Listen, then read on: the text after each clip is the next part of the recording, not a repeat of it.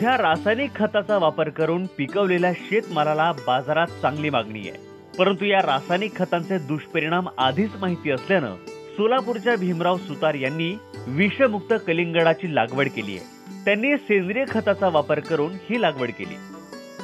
कलिंगडामध्ये माझ्या स्टेरॉइड वगैरे वापरलेलं नाही, जे इन्सुलिन्स वापरतात 12-16, 10-26 हे असलं सोडलेलं नाही। त्यामध्ये फक्त जीवामृत, गुळ पाणी, आंबट ताकाची फवारणी हे केलेलं आहे। त्यामुळे त्याची क्वालिटी चांगलेली आलेली आहे, कलर आलेला आहे आणि टेस्ट चांगलेली आहे।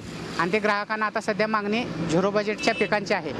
हे विषमुक्त फळं भाजीपाला कसा मिळेल आणि तो माझा संकल्प राहील। सुतार यांनी अर्ध्या एकरावरच्या कलिंगडाच्या लागवडीसाठी केवळ 10,000चा खर्च केलाय।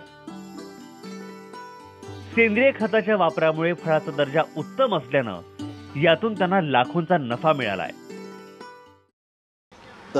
लोकांना, ग्राहकांना चांगल्या क्वालिटीचा माल देण्याचा प्रयत्न आपण करत आहे आणि विषमुक्त कलिंगड देण्याचा प्रयत्न करत आहे।